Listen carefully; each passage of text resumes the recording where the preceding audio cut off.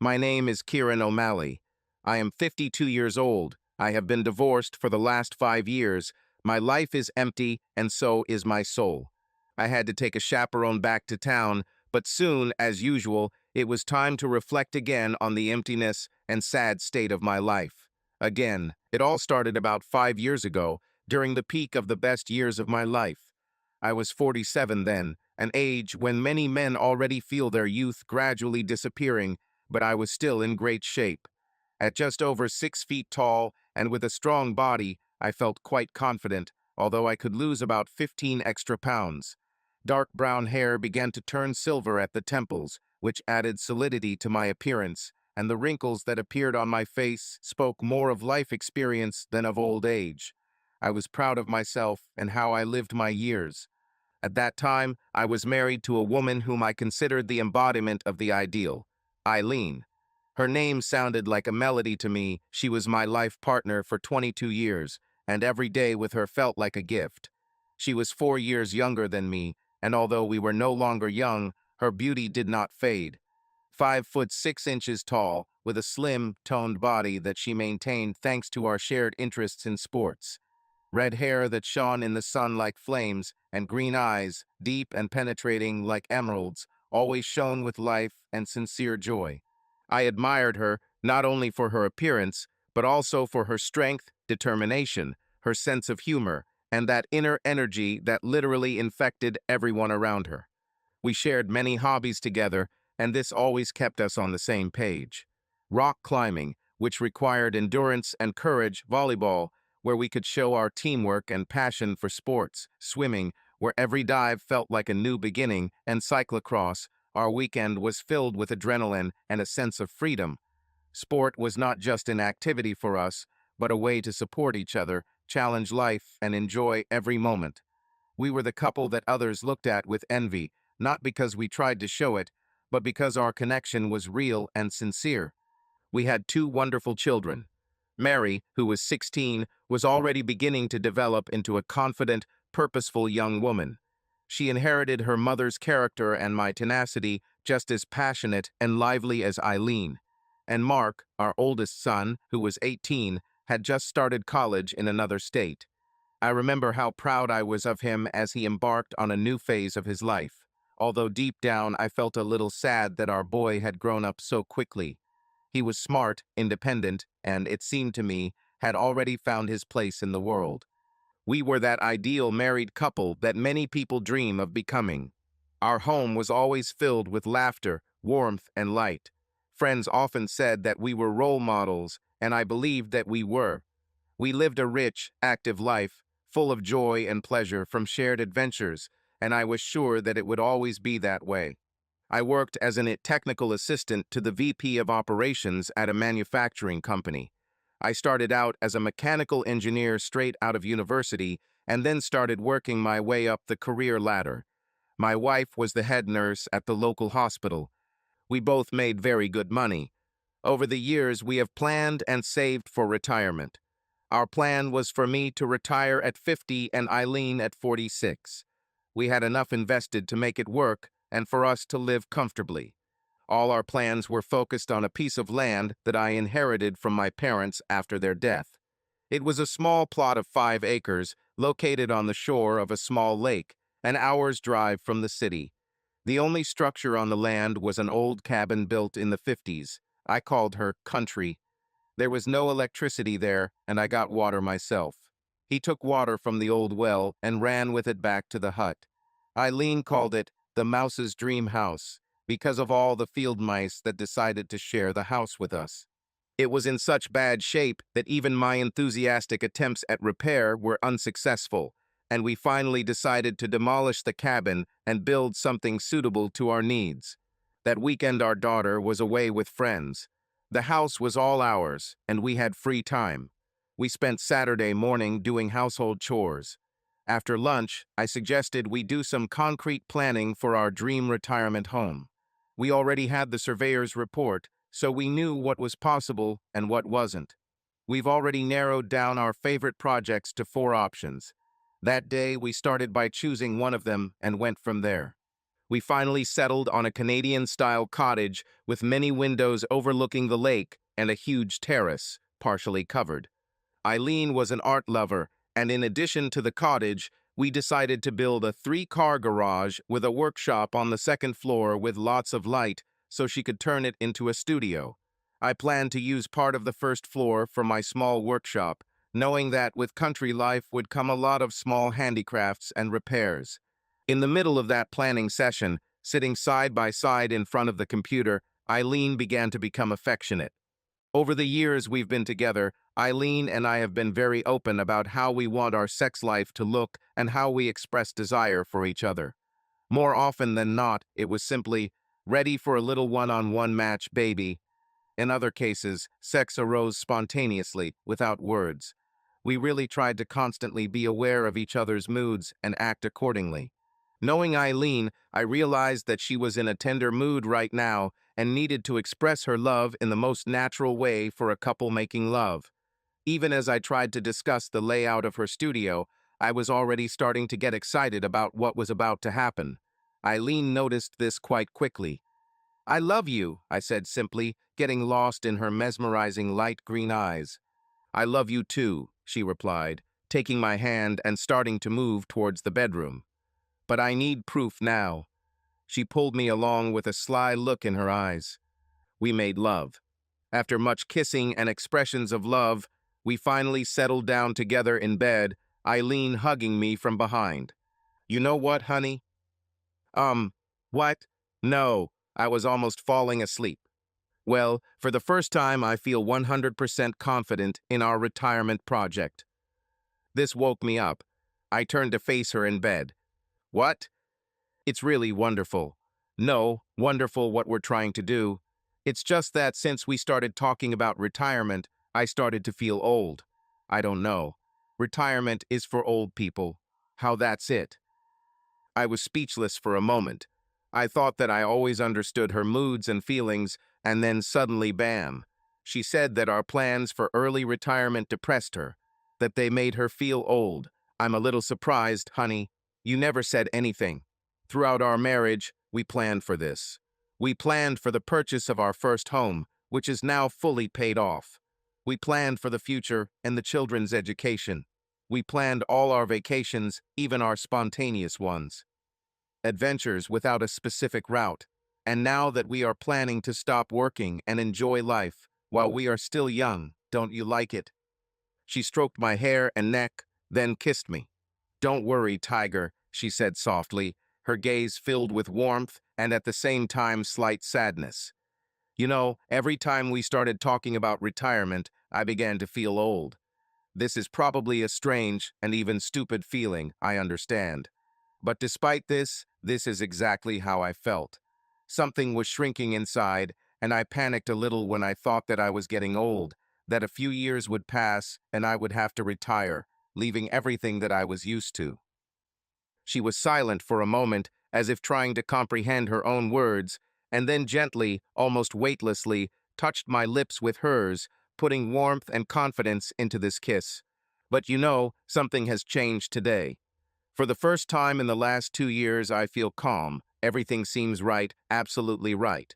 Her voice was soft and calm, as if the long-awaited realization that she was now on the right path brought her inner peace and harmony.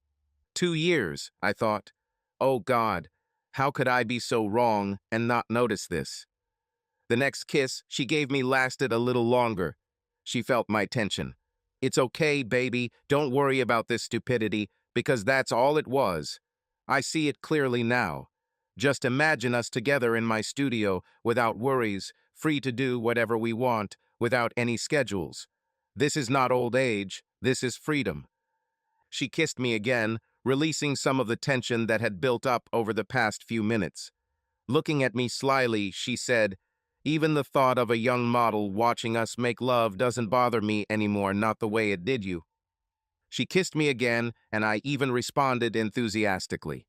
Breaking the kiss, I said, "I love you, honey, but you should have told me sooner. That you felt this way. You mean the world to me. With the kids, nothing is more important. I don't understand why you didn't share her feelings with me. We could." She cut me off with another kiss. "SHH, you're right. You can't imagine how much I regret that I didn't open up to you earlier, that I didn't share my worries, but kept them to myself. I'm sorry, I'll make amends." She did not look me in the eyes, looking somewhere into the distance, as if into a distant universe in which I felt excluded. "Yes, I'll make it up to you." With these mysterious words, we made love again. We spent the rest of the weekend in a series of lovemaking, sometimes tender, sometimes almost hysterical. Well, the hysterical moments were more like just sex, and Eileen was the leader in that. Thanks to little pills prescribed by our family doctor, I was able to act almost like a young man. Almost. On my lunch break on Monday, I started making some inquiries with contractors now that we had more concrete plans for our dream vacation home. One contractor, recommended to me by a colleague, agreed to discuss the project. He took a few days to review the proposed plan and help me figure out all the details. It was not difficult for him to answer my unprofessional questions. He didn't even mind working with me, even though construction wouldn't start for another 3 years. On Thursday, we met for lunch. He was somewhat younger than me, late 30s or early 40s. We immediately found a common language. It only took him a few minutes to come up with a schedule for completing the various tasks needed to transform the old cabin into a new cottage. "When do you want to demolish the old hut?" he asked. "The sooner the better. My wife doesn't want to go there anymore because of the mouse infestation." He offered to do it in the next few weeks at a very reasonable price. I said that I would consult with my wife and give a final answer very soon. I was excited about how everything turned out. To surprise Eileen, I made a reservation at a very nice restaurant where a lot of young professionals go, so my secretary Tammy said, "Hey, I don't need to remind you that this question could make Eileen feel old, so the setting would be ideal." Eileen's working day lasted from 8 o'clock to 16 o'clock, so I decided to leave work early to pick her up. On the way to the hospital, I realized that I might be a little late due to traffic. I called her cell phone, but she didn't answer. Just after 4 p.m., just a few blocks from the hospital, my phone rang. Eileen's number appeared on the display. "Hi, honey. What are your plans for the next couple of hours?" I asked. "Work, work, and more work. Someone's sick, and I'll have to stay for a couple of hours until they find a replacement." Crap, I thought. I may be able to reschedule my reservation for a later time. At that very moment, the light turned red for cars traveling south on a nearby street. A gray Mercedes stopped. I looked at the woman sitting in the driver's seat. She was talking on the phone. I could only see her profile, but I could have sworn that the passenger was my red-haired wife. "Strange. Are you at work?" I asked. Less than 50 feet away from me, I saw this woman talking. "Yeah, stuck here for a while." Now I knew for sure that it was Eileen. It's like they put a stone on your chest. A terrible realization came over me, and a hot wave ran through my entire body. "Are you there, dear?" "Yes," I was finally able to squeeze out. "Oh, I thought the connection was broken." Their light changed to green, and the Mercedes started moving. I quickly changed lanes back into traffic, earning a horn from the driver I had cut off. Unable to speak as I chased the Mercedes, I said, "I'll call you later," and hung up. I turned onto the street and could still see the Mercedes driving ahead, about 6 cars away. Thanks to synchronized traffic lights, even if I had to stop at a red light, their car would also stop in front. My mind was in complete confusion, as if someone had stirred it up with a storm of thoughts and guesses, depriving it of the ability to think logically. What the hell was going on? I was overwhelmed by a wave of feeling of doom, as if the ground under my feet suddenly began to crumble. Eileen lied to me. I was stunned. She, the person I trusted more than anything in the world, suddenly hid something important. But why? Why did she lie? I have never been prone to paranoia, nor have I been one to see hidden motives or conspiracies in every action of those around me. I didn't suspect people without reason. I didn't look for a dirty trick in every word or gesture. Our relationship has always been built on trust and openness. Eileen and I shared everything with each other, both personal problems and professional issues. Our entire social life was extremely clear and transparent. Every evening with colleagues, any meeting, be it a late dinner, a bachelorette party, or an evening with friends, we discussed all this without hiding. We always told each other what was going on in our lives, and now something has changed. Why? My mind was revolting, trying to find logic in this sudden rupture of honesty between us. I forced myself to stop and think, maybe I'm exaggerating, maybe it's just a figment of my imagination, or is there something I haven't noticed before? We drove south for several minutes to the outskirts of the city. This was what we called Motel Town because of the many motels and hotels that catered to travelers coming into town. And this is where my traffic lights stopped favoring me. My light remained red, and theirs turned green. I quickly lost sight of them. Driving aimlessly through the so-called Motel City, I could no longer continue to deceive myself. There was no point in lying to myself. The truth that I tried to suppress was slowly but inexorably breaking through. The only reason Eileen could lie to me was because she felt guilty about something. What could be the most obvious explanation that has haunted me since I first caught on to her lie? Of course, this is treason. At first I tried to dismiss this thought, looking for other explanations for her behavior, but they did not seem convincing. Treason was the only version that made any sense. But did I really want to know the truth? Would I, if I had the opportunity, want to hear it from her own lips? Without a doubt, I did. I couldn't live in ignorance and confusion, feeling the mistrust slowly eating me away from the inside every day. I was determined to find everything to the end, even if it brought me pain. I knew there were about 20 motels and small hotels in the area, and I decided that I would check them all out. The question, why, gave me no rest, but I threw it away. In this chaos of feelings and thoughts, I decided to act according to the situation, allowing my instincts to take over my mind. I began my crazy quest by methodically checking out each motel parking lot. Without knowing exactly what I hoped to find, I still couldn't stop. Every turn seemed filled with a heavy weight of anticipation and fear, and my thoughts were far from logical. All broken inside, I was increasingly losing control of myself. In an instant, in a fit of anger and impatience, I turned sharply to the right at a red light, hardly noticing what was happening around me. My heart is in my heels. I almost crashed into another car, narrowly avoiding a collision. It was only thanks to the lightning-fast reaction of the other driver that the disaster did not occur.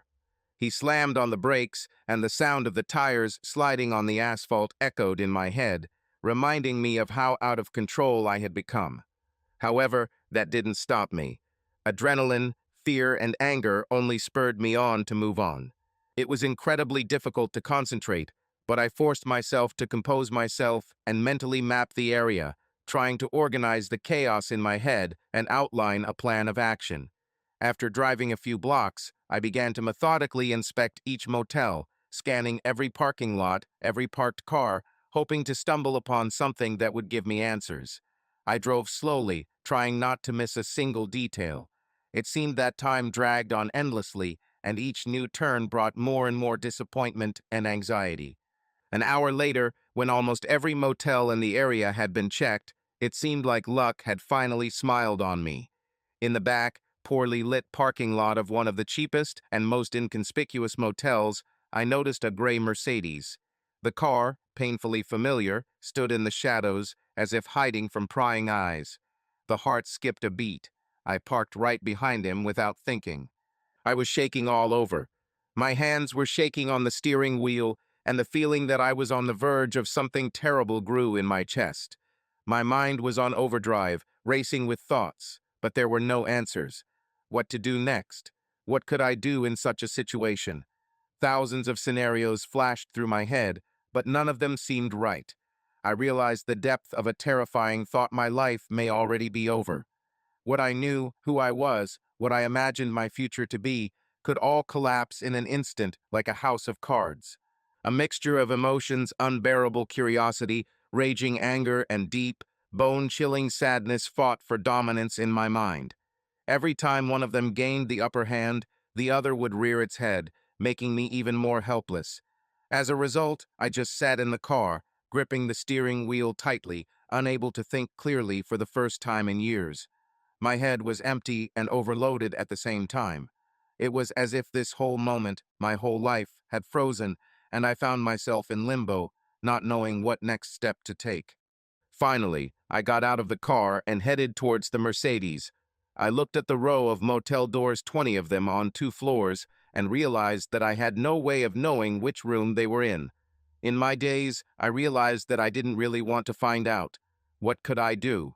I was not prone to violence, so bursting into the room with the intention of revenge was out of the question, and to come face to face with Eileen too. Despite all the rage that had been bubbling inside me over the past few minutes, I had no chance of hurting her. And even more so, I didn't want to see her. Her lies hurt me too deeply. I was not an aggressive person and would only hit someone in self-defense. I looked at the almost new Mercedes. Yes, they all look like that, to be honest, and struck the first blow on the side door, leaving a dent. God, it was so nice. I started walking around the car, kicking it, leaving the most magnificent dents. One of the side mirrors also flew off.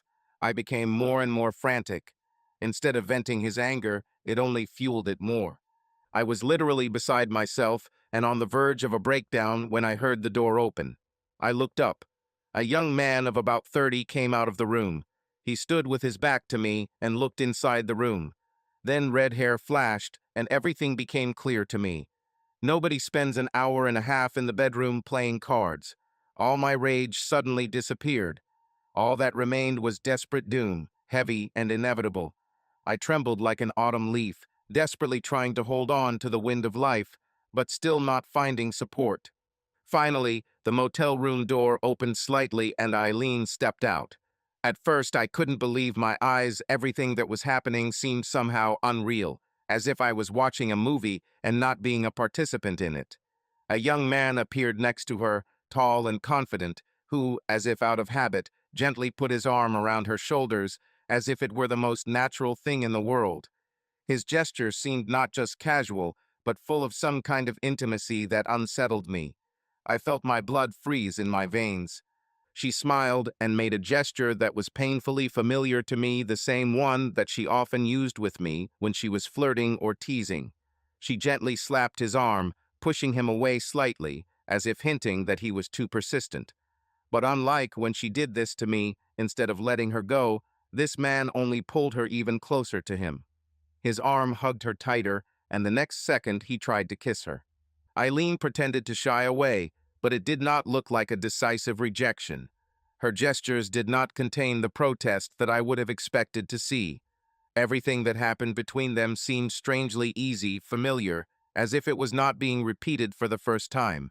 She turned her face away, avoiding the kiss, but at the same moment she turned her head to the side and looked straight at me.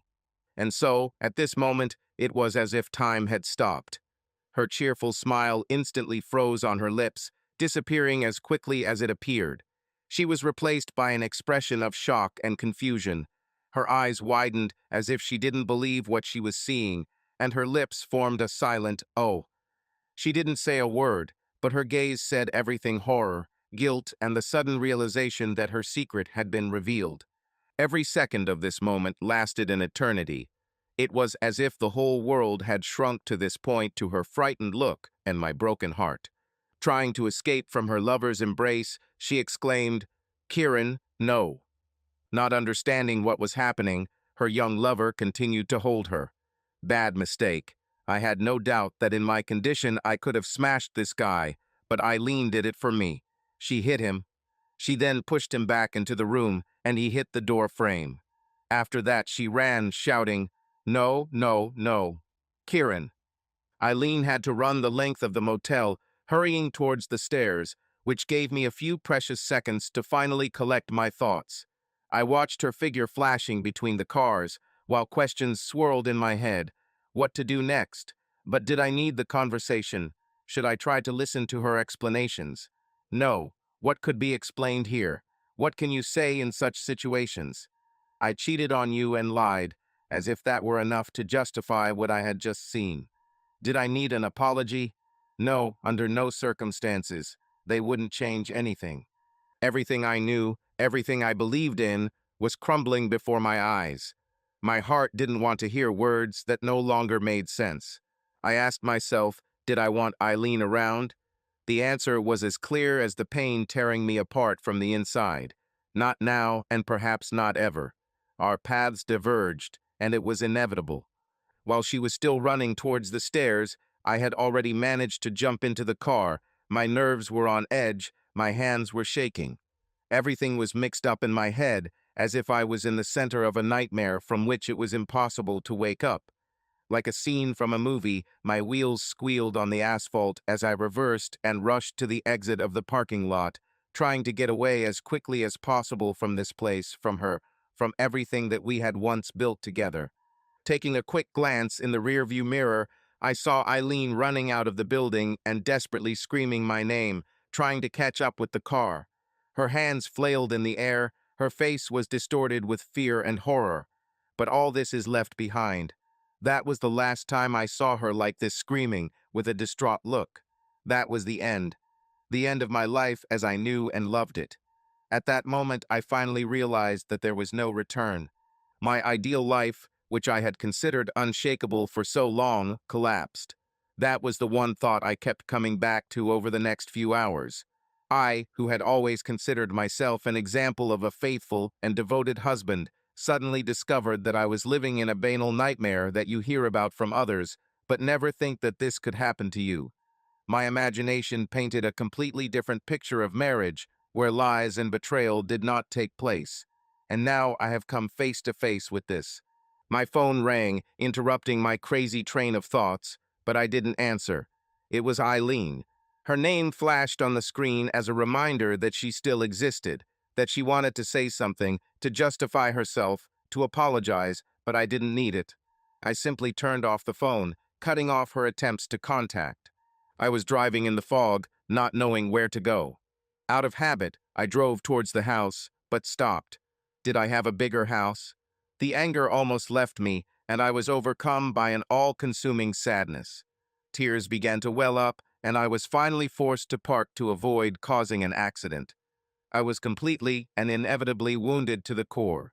And very sad, I started crying.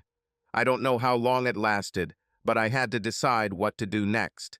It was impossible to return home. I didn't want to see Eileen. Not now. I didn't even know if I ever wanted to see her again. All my good friends were her friends, and I didn't want to drag them into this. I had to get out of the car and try to think through my options. Having made a long detour, I again drove towards the Motel City. I hesitated for a full 2 seconds before heading back to the motel where I discovered the lie that had been my life. I needed a room at least for the weekend, and as the feeling of self-pity gave way to anger again, I also wanted to know something about the guy who had sex with my wife. I knew deep down that it didn't matter. Race, size, sexual techniques, and stamina would not change the simple fact I was lied to. I knew I could handle the fact that Eileen had another man, just as she could handle the fact that I might have another woman. We went through this. But lying is another matter. I had to figure out if this was an accidental mistake that could be corrected, or if I had lost Eileen forever. With this thought in mind, I walked into the office. It turned out that getting a room was easier than I imagined. The receptionist, tired and clearly accustomed to strange visitors, almost mechanically asked me for a credit card and driver's license. His gaze lingered on my documents, and he apparently noticed that I was local. "Oh, you're from the city, I see," he said with a slight mockery in his voice, glancing at me with a dissatisfied glance. "You know, usually people like you only rent a room for one night. Is your wife gone for the weekend?" There was obvious hostility in his voice, as if he had already assigned me to the category of cheaters who hide in cheap motels to do their dirty deeds. I felt a strong desire to answer him sharply, to snap and bite his head off for his condemning tone. But instead I decided to act more cunningly, realizing that his antipathy could work in my favor. I thought, if he doesn't like people who cheat so much, maybe a little honesty on my part will make him more supportive of me. Heck, if necessary, I was willing to shell out several $100s for information that I could probably get for free if I played my cards right. No, that's not the point, I said with apparent fatigue in my voice, trying to sound as sincere as possible. I don't want to go home for a few days. The administrator looked at me more carefully, and his expression became a little softer, but no less cynical. Kicked out, right, he said, not asking a question, but rather stating the obvious, as if he saw people like me every day. I see this a lot too. Well, not exactly, but the result is the same, I answered, trying to sound as calm as possible, although everything was seething inside me. The receptionist gave me another dirty look then, with a mocking tone in his voice, he added, "Well, I hope, for your own good, that woman was worth it. To ruin a marriage, I mean." He casually handed me the room key card, almost ready to let me go as just another reveler, unworthy of even his minimal attention. I realized that it was time to act, and decided to play on his prejudice in order to win him over. A plan formed in my head, a little frankness could turn the situation in my favor. "Let's be honest," I began, lowering my voice slightly to give the words more weight. "I didn't cheat on my wife. I caught her cheating." His eyes instantly widened and his expression changed, going from annoyed to almost sympathetic. He narrowed his eyes, clearly changing his opinion of me. "Bitch," he exclaimed with unexpected fervor, as if he himself had been drawn into my story and suddenly felt sympathy for me. "And I have no desire to go home or talk to her." "Sorry to hear that, brother. I was in the same situation, and I know how painful it is." "How did you know?" He suddenly became much friendlier. This was a good sign. "Well, I followed her and caught them at this motel. Right here, about an hour ago." "Damn it, pardon my language. Are you the guy who beat up our client?" "Well, this is the guy who slept with my wife." I didn't have to pretend. My voice naturally trembled at these words. The administrator looked at me with sympathy. "I can't say that I condemn the beatings. He asked for it, in my opinion. I hope he goes back under that rock from where he crawled out and doesn't sue. I hate these doctors with their smug looks." "Oh, first piece of information. Don't worry, I didn't touch him. He had an accident from panic when I caught them." "Doctor, you say? What, he was advertising his work or something like that?" I asked. "No, what are you talking about? He's a constant here." A guilty look flashed across his face. "Damn, I didn't mean to say that. Sorry, brother. I noticed because all his women are very pretty. Who is yours?" This guy was a real wealth of information. "Red-haired woman." "Wow, the most beautiful of them. She doesn't look like a bimbo. I liked it better when she moved in herself. She was always pleasant." My glimmer of hope that this was Eileen's isolated mistake quickly evaporated. I felt dizzy. The counter wasn't enough support for how dizzy I was. I went and sat on a chair. The administrator came out from behind the counter and approached me.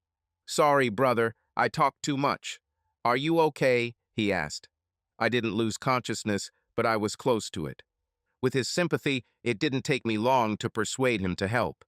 Within an hour, I had copies of the booking book for the last 18 months. 18 months of lies, damn it. As the administrator, and I found out, I was a cuckold for 18 months. On top of that, I received a copy of the CCTV DVD from that day, which clearly showed Eileen in the Mercedes parked opposite the counter while her lover checked in. Having collected my things, I went for a strong drink. I stopped at the nearest liquor store, bought a bottle of whiskey, and returned to my room. To make matters worse, I was just a few doors away from where they were having sex. Everything you need to lift your spirits. The next hour helped me formulate a plan of action that turned out to be quite simple: divorce and continuation of life. With evidence of her infidelity, I was entitled to a divorce and would not have to suffer any serious financial consequences. Of course, I had to think about the children. Mark was in college. He was a very smart and independent young man. Eileen and I had the means to support him in his studies, and I was confident that he would take the divorce in stride. With Mary, it was different. Daddy's girl could take this very hard. Thinking about her calmed me down a little. It didn't relieve the sadness or anger that was consuming me, but it helped cool my emotions a little. I didn't want to create a scene of betrayal between me and Eileen. No messy divorces. I decided that I needed to break everything off immediately. The faster the better. I thought I knew her. I thought her thoughts were an open book to me, and she lied to me for almost 2 years, and I didn't even suspect anything. Then I realized that I could never trust her again, and most of our relationship was built on trust. Tomorrow, I will contact a lawyer to file the divorce papers and give them to her. I wasn't going to fight if Eileen wanted to leave Mary, although I would prefer that my daughter stay with me. There was one thing I was absolutely sure of. I did not want to see or talk to my soon-to-be ex-wife. No communication. Everything must be settled through lawyers.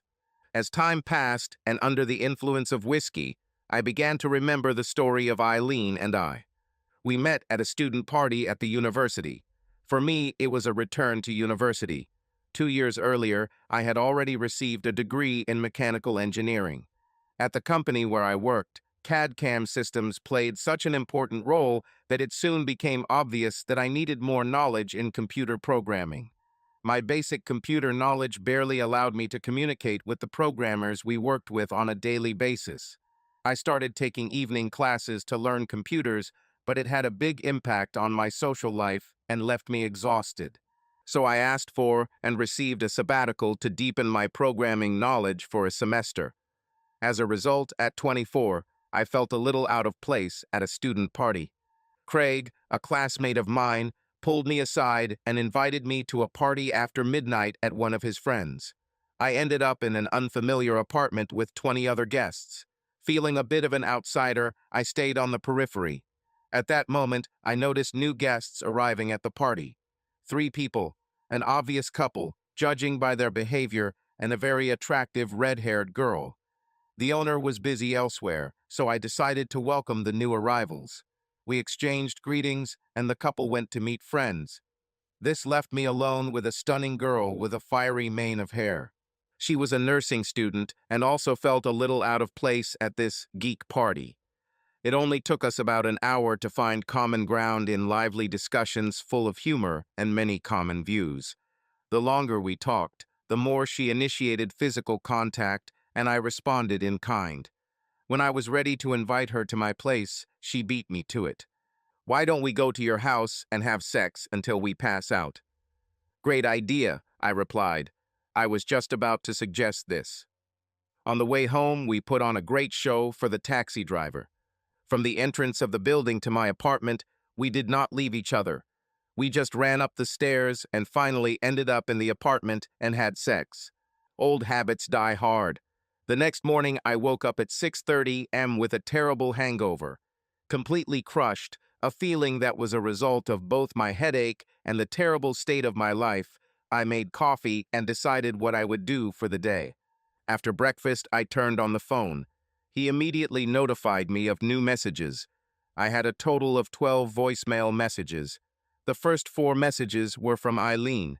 As soon as I heard her voice, I missed the message and deleted it. Then there was a short message from Mary. "Hi, Dad. Where are you? Please call me back." It was hard. I knew Eileen would be monitoring Mary's phone, so I decided not to call back.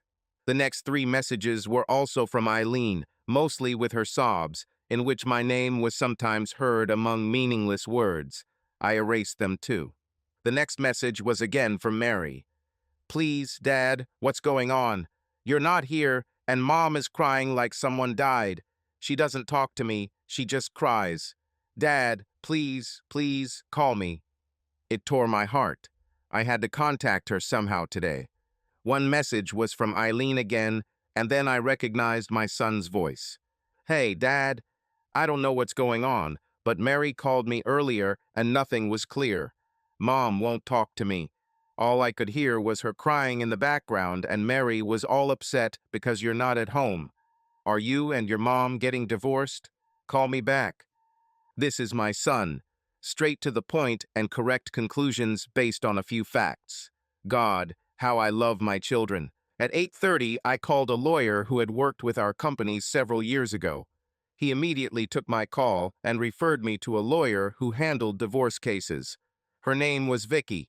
Within half an hour, she received all the necessary instructions. She had to prepare the divorce papers based on infidelity and was amazed at how quickly I organized everything, with provisions for an equal division of all our assets, with the exception of our retirement savings. As for Mary, the only minor who still lived with us, she had to decide for herself who to live with. I didn't want to put her through the additional stress of a custody battle. If there was a problem with Eileen's lawyer, I made it clear that the offer of equal division would be withdrawn and that I would release evidence of her infidelity.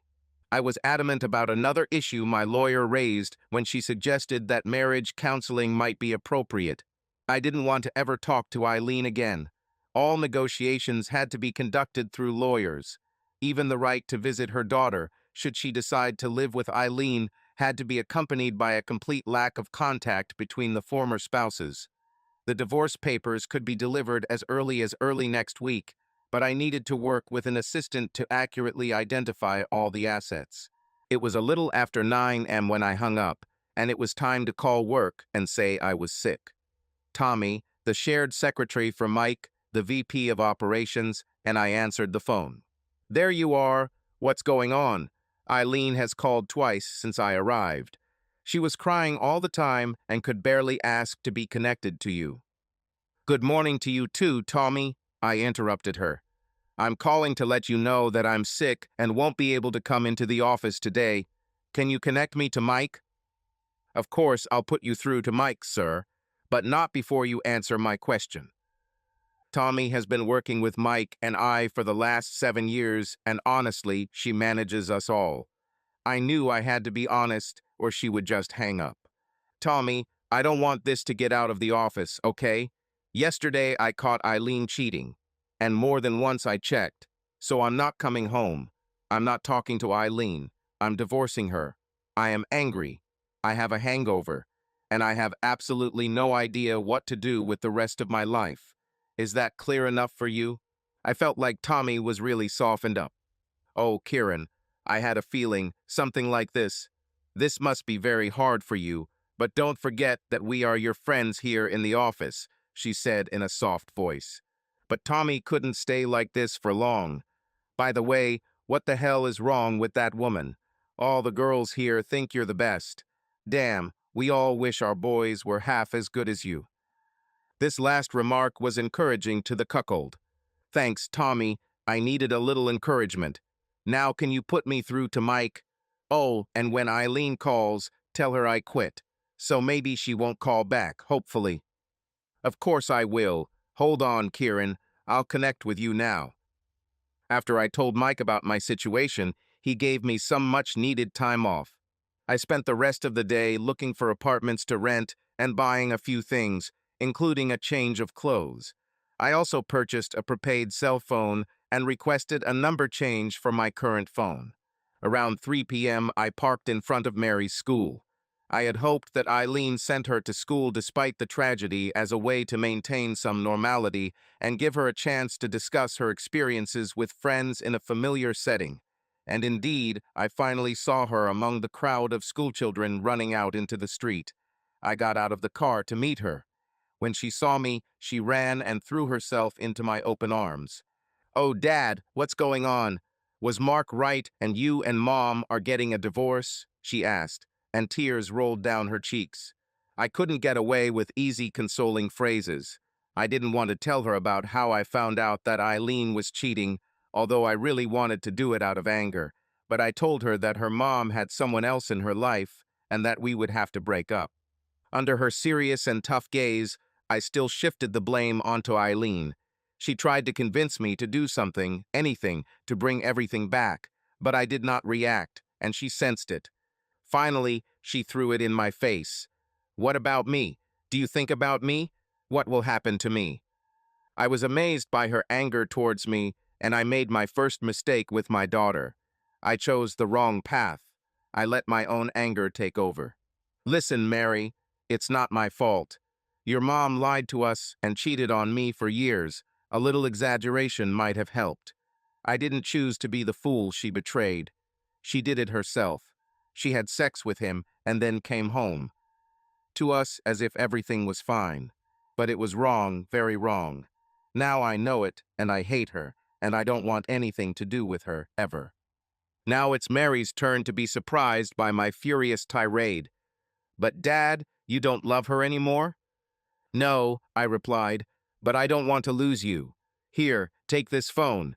It's the only way I can talk to you without talking to your mom. She began to cry again, realizing that this new phone had become a symbol of the coming world, full of bitterness. I've already recorded my new number on this phone. Only you and Mark will know it. After a few more hugs and kisses, she went home, dejected. I later learned that Eileen began to compete for Mary's attention, convincing her that it was my decision to get a divorce and pushing her to choose a life with her. Well, so be it. When my worries about Mary had subsided a little, I drove back to the motel. I even chatted with the receptionist to tell him how I was doing. What can you do? I'm a sociable person. Returning to my room, I heard the phone ringing. Dad, you lied to me, Mary said without saying hello. Mom told me that she still loves you and doesn't want to live without you. It's you who wants a divorce, not her. And then I made a second mistake in relation to my daughter. I let my anger bubble out again. Well, if she loves me, then ask her why she lied to us for the last 2 years. Why did she sleep with other men? Ask her what it was like to kiss one man and then come home and kiss you and me like nothing happened. She lied to us for years. Why should we believe her now? But Dad, she tried to interject. No buts, Dad. When you ask her about it, tell her that the last time she saw me was the last time she'll see me. I hung up. A minute later, the phone rang again. I answered. Kieran, why did you talk to Mary like that? This is between you and me. Eileen began to say. I hung up again and turned off the phone. This was just the beginning. Having stocked up on whiskey, I took a good swig straight from the bottle. The sound of her voice burned my soul. The rage that flared up at her for everything she had ruined washed over me. From my point of view, everything was so good that I was still trying to understand what went wrong. Where did we go wrong? I was well aware that the breakdown of a marriage is rarely one-sided, but I really could not understand what led to such an unexpected collapse of our relationship. I could not comprehend the reason for Eileen's betrayal. Where did I go wrong? Was I a bad lover? I thought our sex life was good, that I always paid special attention to her wants and needs. We were pretty open about it, and I don't recall any criticism about our intimate relationship. I didn't notice any change in her behavior or our lovemaking. No matter how much I tried to find flaws in our sex life to explain her behavior, nothing came to mind. Maybe I was less attentive than I thought. What is my mistake? Was my love for her not enough? I always tried to go the extra step so that she could see my unconditional love, and I certainly didn't notice a single sign that she stopped loving me or that her feelings had cooled. Perhaps my love blinded me and I did not see the obvious signs. A pathetic excuse for a husband, I tell you. I tried in vain to find the reasons or events that led to my wife lying to me for almost 2 years, and I didn't find anything. Complete failure. If I were as good a husband as I thought I was, I would know the answers. I thought I was a good listener, but I was wrong. She must have said something that passed me by without leaving a trace in my mind. I thought I was a good judge of human character, but now I believed that my love for Eileen had blinded me to what was really going on. I had no answers, and I would probably remain without them. I wasn't going to ask her why she lied to me. I didn't care. I preferred to live with unresolved issues rather than go through the painful process of talking to her. Either way, I couldn't trust a word she said. 2 years of lies destroyed our relationship. How could I find the strength to trust her again? We were definitely over as a couple, and let there be unfinished questions in my head. For the first time, I understood the meaning of the phrase, "Life is a bitch." All I had left were my children and my memories, which were now darkened. After our first passionate meeting, we called each other a couple of times over the next 2 months, but did not meet again due to the end of the semester, a lot of assignments and exams. In January, I returned to work and Eileen was still studying. Although we began to call each other more often, over the next 4 months, we met only 4 times. Every time it was the same desperate sex as on our first date. With the arrival of summer, we have many opportunities to spend time together. She had a summer job, which gave her more free time. By that point, we spent almost all our time together outside of work. At the end of August, we managed to find a week of vacation. We decided to go camping for 5 days. We drove to a national park where there were dozens of miles of wild trails, allowing us to explore nature and enjoy solitude. The experience was a revelation. For 5 days, we were alone, meeting few other tourists, and we had plenty of time to really get to know each other. We found that our feelings, views, and worldviews were compatible. Our relationship changed as we got to know each other better. Returning to the city, we found ourselves in an apartment that she shared with 2 neighbors. There was no one at home, and we decided to take a shower together. Finally, we got out of the shower. We left our dirty clothes on the floor and walked out of the bathroom naked, heading to her bedroom. Her neighbor was sitting in the living room. Eileen shuddered slightly and stopped. "Oh, hi, Pam. How long have you been back?" asked Eileen. "Long enough to realize that the steam in the bathroom wasn't just coming from the shower head," Pam said with a big smile. "And you never told me that your lover was so handsome. No wonder you took him away from civilization for a week so that no woman could jump on him. If I had known, I would have jumped into the shower with you." "That could be interesting," Eileen said, and pointing at me, she added, "I don't think he'd mind, but I might because his new status is boyfriend, so." With these words, she grabbed my hand and pulled me into her bedroom. There, I couldn't resist teasing. "Are you always walking around naked in front of your roommates? That's interesting. When is your other roommate coming? Maybe it's better not to wear clothes." She weakly slapped me on the shoulder and said, "Don't." Then hugged me and gave me a kiss. She looked at me doubtfully. "You don't mind that I called you a guy? We didn't really discuss this." Now it was my turn to hug and kiss her. No words were needed. 8 months later, we got married, although it didn't exactly please her father, who wasn't thrilled about having an Irishman in the family. The next morning was Saturday. I had a hangover again and didn't know what to do with myself. Usually Saturdays are family days filled with household chores and shopping, and I was alone in a motel room, and I could do nothing but reflect on my life. The same questions came back again and again. Where did I go wrong? The hangover probably made me feel even more depressed, as this unresolved issue kept popping up in my head over and over again. And then it dawned on me. The problem was that I was old, and nothing could be done about it. Her lover was about 30. I was at least 15 years older than him. How could I compete with a young stallion? Nothing in my behavior or in my worldview could change this simple fact. I was dumped for a younger model. Instead of ending the relationship with me before leaving for her young object of passion, Eileen simply chose the easy path of betrayal, weaving her new nest with a web of lies. One of my friends went through something similar a few years ago, but at least he was honest and divorced his wife when he realized he had fallen in love with another, younger woman. In the end, it was just as painful for his wife, but a little more honest. Under normal circumstances, I drink in moderation.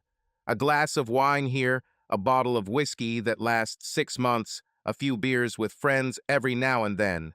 But that morning I went and bought my 3rd bottle of whiskey in 3 days, and just in case, I bought a few more cans of beer. Admit it, never in my life have I felt so depressed, so lost and broken, and I didn't know how to deal with it. Is getting drunk until you forget everything a good recipe? I still don't know, but that was my plan for today and the near future. I was already starting to get drunk when I realized that I should call Mark and Mary before I started slurring. The call to Mark didn't go well. First mistake, I called before 10 a.m., and Mark, to put it mildly, does not like to get up early on weekends and is always a little irritated when he is woken up.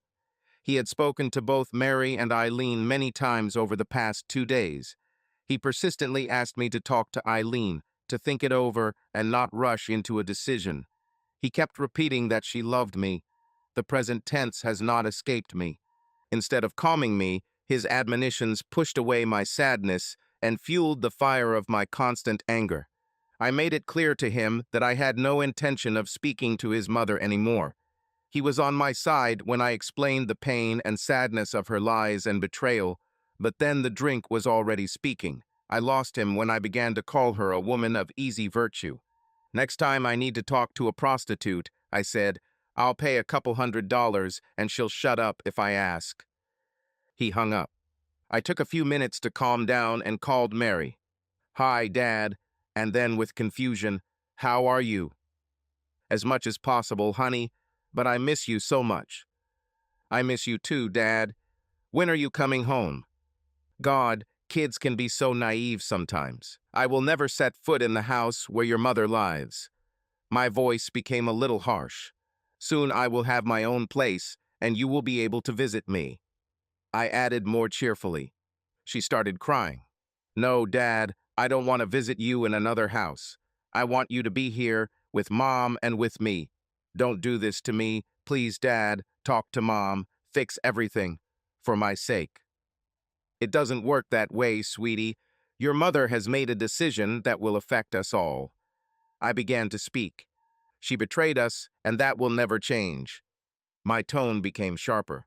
I despise her, I hate her, and I will never talk to her again. This is final, so stop asking me to come back. Oh yes, have you decided who you want to live with me or with her? We'll have to. This will be decided during the divorce process. I felt like I might have been a little harsh, but it felt so good. I like it when everyone knows where we stand. Mary began to cry. Well, maybe I was too harsh. Her sobs touched me. Well, you don't have to answer right now, honey. Honey, are you still there? A hateful voice suddenly rang out on the phone. Kieran, please take your anger out on me and not on Mary. And then I broke my promise of silence. But hey, I'm not the first to break a promise in this family, if I remember correctly. Fuck you, bitch. I knew it was a weak insult, but it gave me pleasure. I hung up. Later that day, I called my lawyer's paralegal to hand over a list of our joint assets, just like that, without any documents or extracts. It made me realize how close we were to realizing our dream of retirement and enjoying life in freedom. By the time I finished, I was completely depressed. Luckily, I was connected to Vicky, my lawyer, and she applied a balm of retribution to my wounds. After a few minutes of discussion, it was decided that we would also sue Eileen's lover for ruining the family relationship. Revenge is good. With a little luck, he'll end up married, and we can make his life even more difficult. The divorce papers were ready by Monday. Throughout the week, Mary kept begging me to go back to Eileen. She even threatened that she would not see me until I talked to her mother.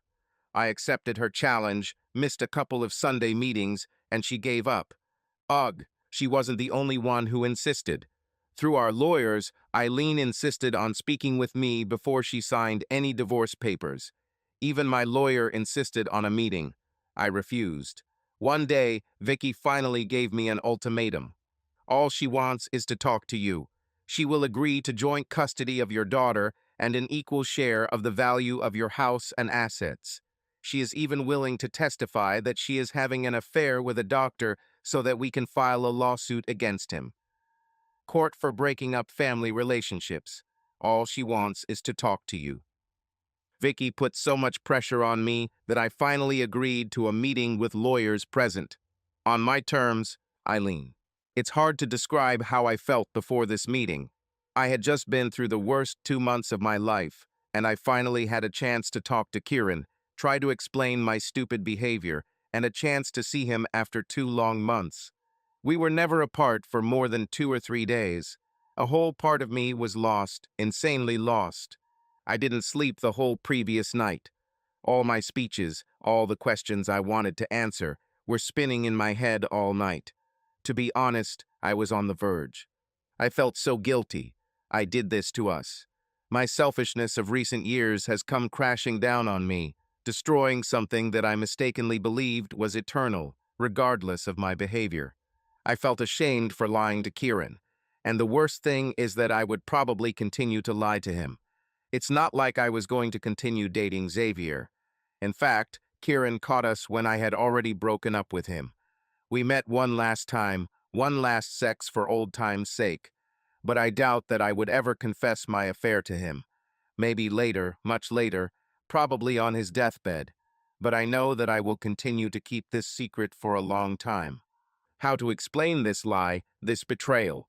When young Dr. Xavier Gutierrez first started working at the hospital, we were all amazed by his exotic appearance. A tall, handsome Catalan who immigrated from Spain several years ago. While I wasn't immune to his good looks, I wasn't particularly attracted to him. He was a bit narcissistic and always tried to charm every woman he met. Many of my colleagues succumbed to his charm, and I know this for sure because he bragged about it all the time. Of course, I was pleased that such a handsome young man showed interest in me. What was less pleasant was that he did this even in the presence of his wife. Despite many refusals, he still continued to look after me. At first, I was very diplomatic when I rejected his advances. They never went beyond what was permitted. It could not be called harassment. One compliment here, a slight smile there. I knew what I found attractive about him.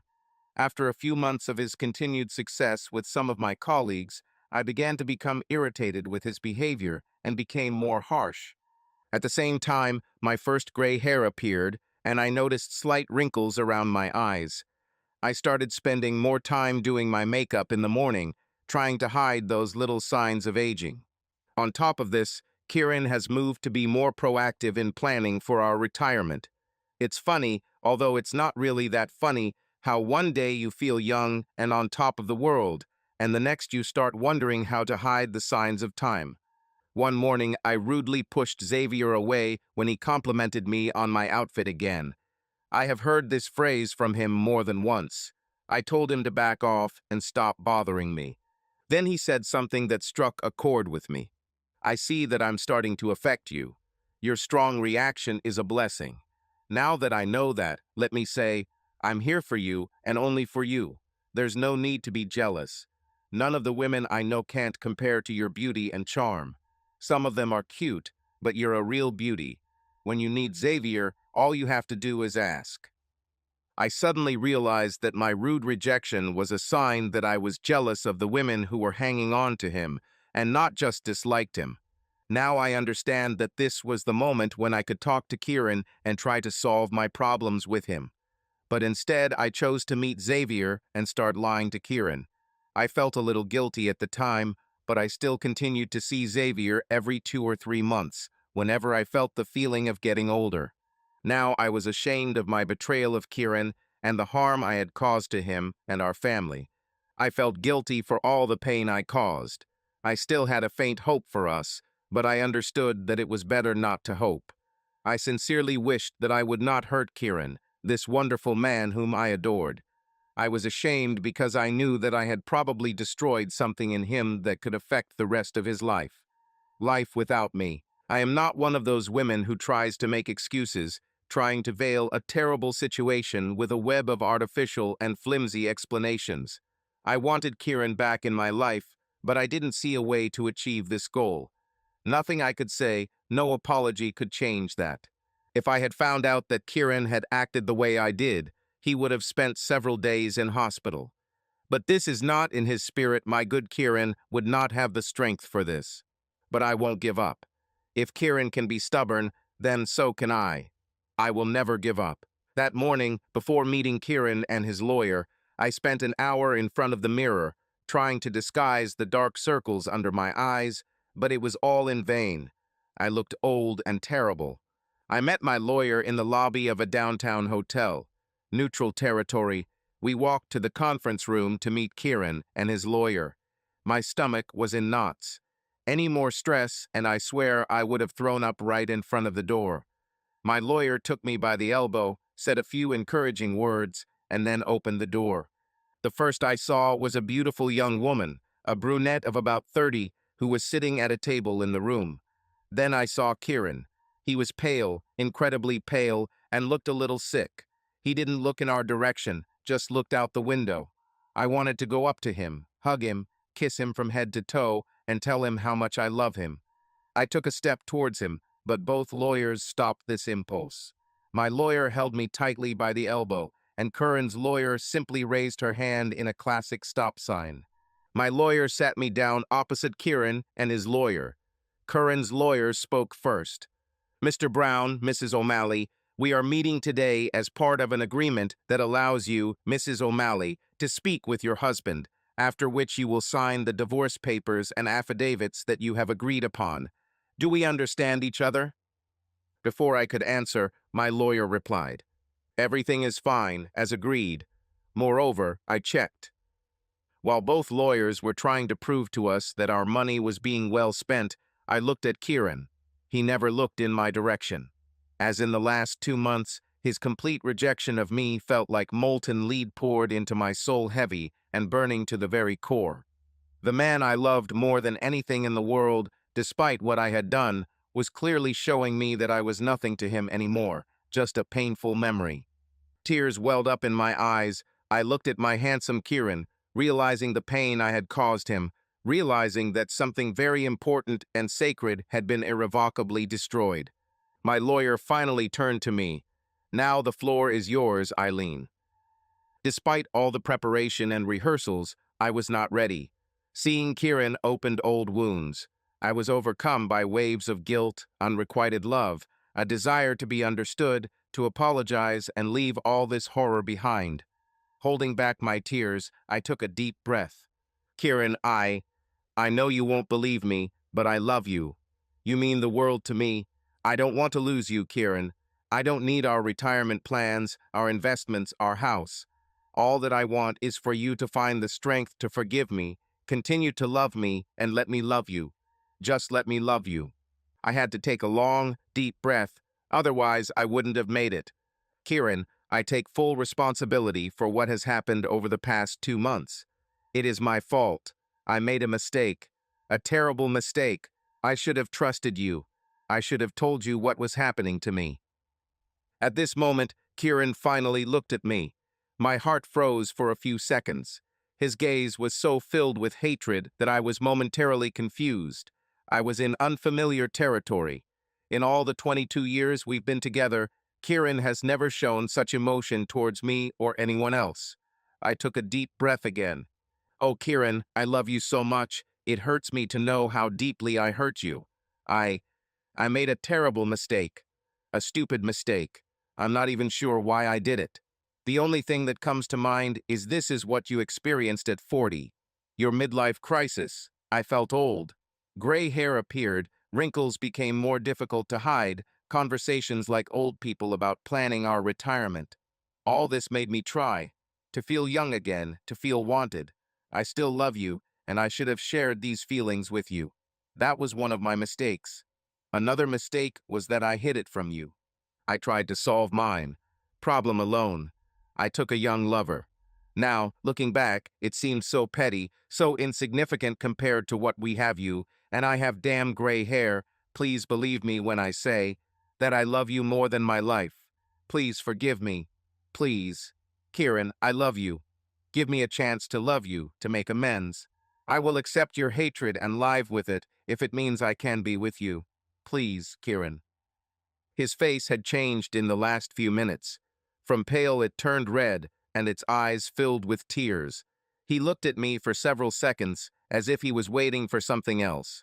I had no choice but to repeat how much I loved him, how much I missed him, and that I was only half a person without him. Then he plunged a knife into my heart. He turned to his lawyer, whispered a few words to her, and left the room without looking at me. I saw his face contort and knew he was close to tears. "Well, our part of the deal is fulfilled," said his lawyer. She handed the papers to our side of the table and added, "Now you're part of the deal. Please sign where I put the little arrows." I jumped up from my seat. But he didn't say anything. He didn't ask any questions. "Sorry to disappoint you," his lawyer said, glancing briefly at my lawyer, "but the deal was that you would talk to him and then sign the divorce papers. Not that he would talk to you or argue with you. With you or whatever you imagine. I'm sorry to tell you this, but his decision is final. He doesn't want to talk to you anymore if he can avoid it. He wants you out of his life. Sign here, please. With tears in my eyes, unable to say a word, I turned to my lawyer. I'm sorry, Eileen. I didn't think that he would take our agreement so literally and refuse to talk to you. But really, we just agreed that you would talk to him. Unable to see anything through the tears that flooded my eyes and dripped onto the divorce documents, I signed the paper with a trembling hand, while barely distinguishing the outlines of the letters. The ink had blurred a little from the tears, leaving faded marks on the white sheet, as if my own feelings had blurred and lost clarity. The room, cold and lifeless, seemed too small, although there were only 2 chairs and a table with those fateful papers. The windows, covered with heavy curtains, let in only dim light, which was unable to illuminate the darkness that filled my soul. The silence seemed oppressive, and the only sound was the rustling of paper and my quiet, intermittent sighs. To be continued. Subscribe to the channel and click on the bell so you don't miss the next part of this story. She will be there very soon. The link to the sequel will be in the description of this video below. Subscribe to our channel so that your love doesn't cheat on you, and go ahead and listen to the next story, because this story is nothing compared to the next one. If you're under 18, don't even think. Click to the next one. Click to the next one. Click to the next one. Click to the next